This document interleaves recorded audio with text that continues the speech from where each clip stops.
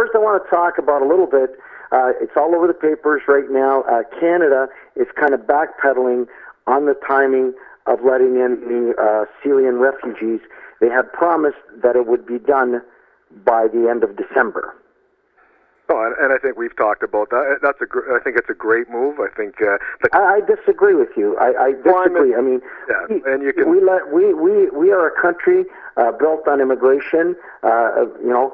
All over the world, all over Canada, from coast to coast. In Western Canada, a lot of the Ukrainians, when they immigrated in the 50s and in the 40s, went there and turned that land into some of the most richest agricultural land in North America. Immigrants have built this country into one of the top countries for economy and economic growth. And, I think that they're making a big mistake putting back or pushing back these people. These people are desperate. There's been total genocide. The atrocities that they've seen and incurred, and the losses of family members is incredible. And I think we're just backpedaling. Rick Mercer gave a great analogy. If you see a man drowning, do you throw a rope in because you don't know him to save him? Yeah, no, I think there is definitely a sense of urgency on their side, and I think the number 25,000 in 2 months was pretty aggressive. It was very ambitious. It was very ambitious. Right. I agree, yeah. but that was one of his promises, and it really bothers me. Like, I'm a big supporter of Justin Trudeau. I'm glad that he's the Prime Minister of Canada. But they got to make it work, and they need to have some sense of urgency in the sense that get the women and children in right away. If they want to process the men later, that's fine. Yeah, as I said, the number, it's 10,000 before the new year, and another 15,000 by February. I just think, again, when you rush things and hurry things, it's like in life, accidents happen, and again, we can't. Well, they're not rushing. That's not rushing things. These people are homeless. Their country is in a shambles. It's full of mortar and dead bodies. I mean, it's unbelievable. You watch some of the footage of what goes on, watching little children, 5, 3, 2-year-olds, walking the streets because the parents have been destroyed and the kids are getting killed. There is absolutely no rules here. There's no Geneva Convention. They're just killing anybody and anything that moves just to take over for their ideology. No, but again, we need to have a plan, and we have to have the infrastructure to support all these people. It's great to have them over here. But we are probably the largest country in the world by mass. Yeah, no. Not by population. Yeah. I mean, there's more square footage per acre per person here than any other country. Come on. Well, I agree. Although we need to support the infrastructure needs to support it. You got to have lots of parts of Canada that need population. And if you're going to bring in refugees, I think one of the stipulations is that they have to be in an area, right, where there's a need for population, right. And you can do different things to help them. And and create some employment and just make them as a government an everyday citizen of Canada and a contributing member. Make them, again, it's we have to open up our arms and embrace it, but we need to. It takes a plan, and I just think that was an aggressive one. I don't know what the number is as far as doing your due diligence and screening how fast. Well, they're talking about pushing it back a month or a month and a half, possibly 2 months. Mm-hmm. Yeah.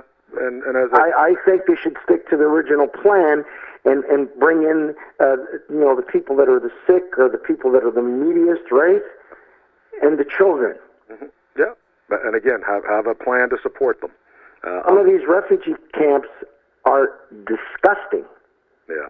I know Canada, we would do a lot better job for sure, and as you said, we built this country on immigrants. So and I mean, if people were paranoid in the 50s, there'd be no Italians here. During World War II, Italy was an ally of the Nazis. So if everyone wanted to be paranoid, there'd be no Italians in Canada or the United States. Yep. No, I'm with you. As I said, like I agree in safety, I agree in screening, but I agree that humanity needs to have a sense of urgency right now, especially in Canada. When I hear all this bullshit on social media, we got to take care of our own, and we got to do this, and we got to do that. That's people being very superficial, and they're being very. It really is. Very superficial. I think they're being very selfish. We are a country that has one of the highest standards of living in the world. In the world. It is literally impossible to be homeless unless you want to be. But a lot of people that are homeless, have illnesses. Yeah. Psychological illnesses. And that's why that's my big thing. We this time of year I push big time. We try to raise money for the homeless, and we try to do stuff. But what I'm trying to say is the refugees right now are homeless. They are homeless. They need a home.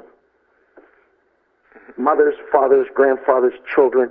It is horrendous what's gone on in the Middle East. Horrendous. Yeah, I'm with you 100%. As I said, they have to go through a process, and let's try and prioritize the ones that need the most. Yeah, exactly. But the screening is important.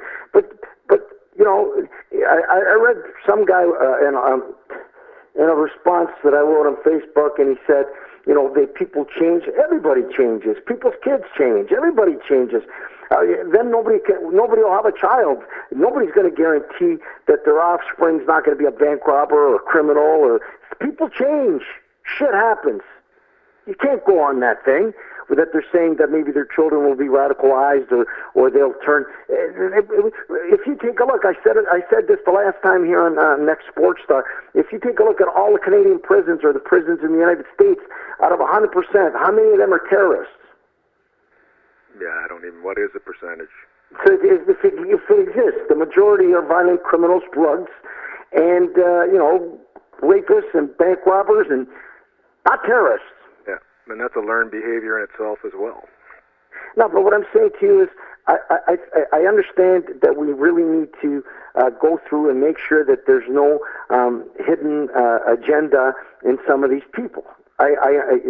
Like terrorists hiding amongst all these innocent people, I understand, and I'm sure that in Canada, the RCMP and Immigration Canada, who's very sharp, very well read, is going to make sure that doesn't happen. And we've been very successful in Canada with having people immigrate into our great country and become very successful. And we want to keep it that way. Of course. I mean, I don't want anybody to change our way of living. This is a great country. This country allows you to be what you want to be.